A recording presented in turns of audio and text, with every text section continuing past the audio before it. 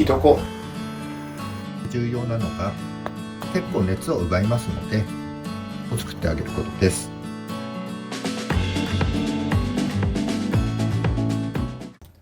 シンです。こんにちは。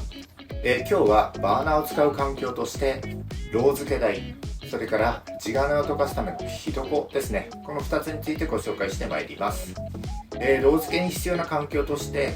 耐火レンガ、それから蜂の巣というふうに言われる穴のたくさん開いた耐火ボード、セラミック製のボードなどたくさん種類がありますけれども、今日は、最低限必要なバーナー周りの環境をご紹介した上で、あると便利だよというものをですね、少しご紹介してまいりたいと思っております。なおバーナーについては、前回の動画で自宅でも安心して使えるバーナー2つご紹介いたしました。前回の動画では、焼きなましとそれから地金を溶かす地金の溶解をですね、この2つのバーナーで実験しております。実験した結果と、それからメリットデメリットですね、それぞれ2つのバーナーについてご紹介しておりますので、今日の動画と合わせてぜひチェックしてみてください。それではジュエリークラフト、最後までご覧ください。よろしくお願いします。ジュエリークラフトへようこそ。このチャンネルでは彫金やワックスモデリングなどジュエリー制作の技法とノウハウをご紹介しております。まずロー付け台についてご紹介してまいります。これは作りたい作品や環境によっていろんな方法がありますので、あくまで参考例となります。あらかじめご了承ください。まず耐火レンガですけども、1000度ぐらいの高温に耐えられるレンガを用意します。これはイソライト工業というところが作っている耐火レンガで、楽天やアマゾンなどでも600円ぐらいで購入することができます。割と軽くて結構丈夫です。ホームセンターなどで売っている赤レンガ、こういった赤レンガは耐熱が200度ぐらいということですので、ちょっと割れてしまうことがあります。ご注意ください。このイソライトレンガ1つあれば十分ですけども、このままだと机がねちょっと傷んでしまいますので、ここでは100円ショップで購入したバット、ステンレスのバットですねを敷いております。こんな感じです。この耐火レンガよく見ると、たくさん穴が開いていますので、この上で焼きなましやロー付けの作業を行っても問題ありません。ただ結構熱を奪いますので、こちらの蜂の巣と言われるたくさん穴の開いたボード、こちらを用意するとより作業に適した環境になります。こちらはセラミック素材でできています。耐熱温度は約1000度となっています。ロー付けや焼きなましで重要なのが、対象物の周りにたくさん空気の層を作ってあげることです。なのでこのようにたくさん穴の開いた耐火ボードの上で作業すると、ロー付けや焼きなましの作業も効率よく行うことができます。またたくさん穴が開いてますので、丸線などを刺してロー付けしたり、ピンなどを刺してですねロー付けの補助にしたりと、大変便利なものになります。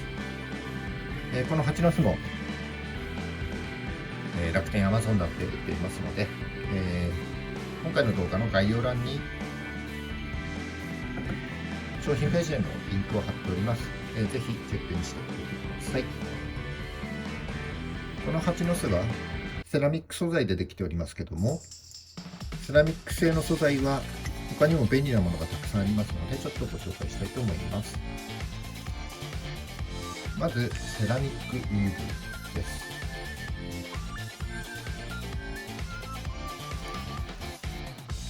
このように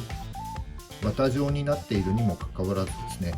1300度ぐらいまで耐えられますので、ロー付けの対象物に段差があったりとか、それから形がですね不均等なものなんかをロー付けする際に非常に役に立つものです。これはだいぶ昔に買ったものですけども、結構安いので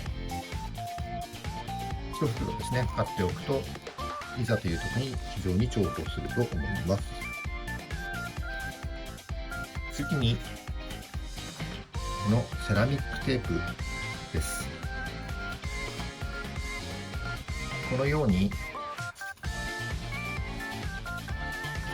均等な薄いテープになっていますので、ロー付けの対象物の下に敷いたりとか、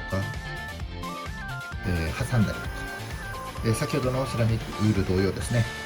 これ一つ持っておくと非常に重宝すると思います。この蜂の巣と合わせて持っておきたいのが、こちらの木炭になります。木炭は熱を反射しますので、対象物の温度が上がりやすいのと、非常に加工がしやすいです。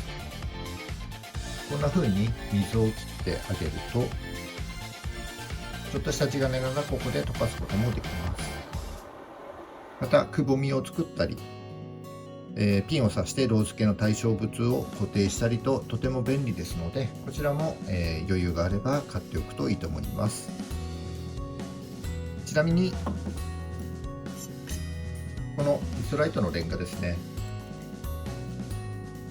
これが通常の大きさで、これが半分の厚みのサイズになります。こういったものもありますので、組み合わせるとこんな風に壁が作れます。組み合わせるとこんな感じのロー付け台が作ることができます。通常のイソライトのレンガの周りにこうやって半分の厚みのレンガをこう囲っております。それから蜂の巣ですね。ちょっとこれ割れちゃってますけども、こういった蜂の巣も売っております。で、蜂の巣は熱でこう割れることがありますけども、割れたこの、蜂の巣もロー付けの時には非常に重宝しますので、捨てないでこうやって取っておくようにしてください。これらを組み合わせると、地金を溶かす時に必要な環境、火床を作ることができます。こちらが火床になります。火床もこれが正解というのはありませんので、あくまで参考例になります。実際にはご自分の作業環境に合わせて作ってみてください。まず、火床の周りは木材で囲っています。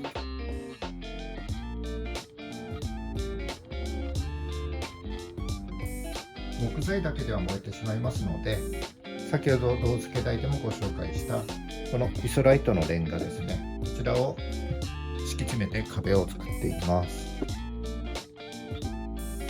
で、コンクリート用のボンドでここ接着しています。ちょっと汚いですけども、こんな感じです。こうすることでここに炎を当てても燃えないので安心して作業ができます。で、この作業台はですね、ちょっと高さが足りないので、普通の赤レンガを敷いて、高さを出しています。さらに、このイソライトのレンガを敷いて、高くしていると、そんな感じになります。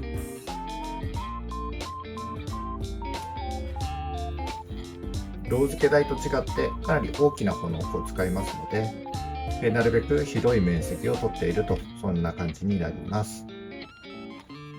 地金を溶かしたら明け方に流していきますけれども、明け方もたくさん種類があります。結構大掛かりなものが多いので、こんな感じですね。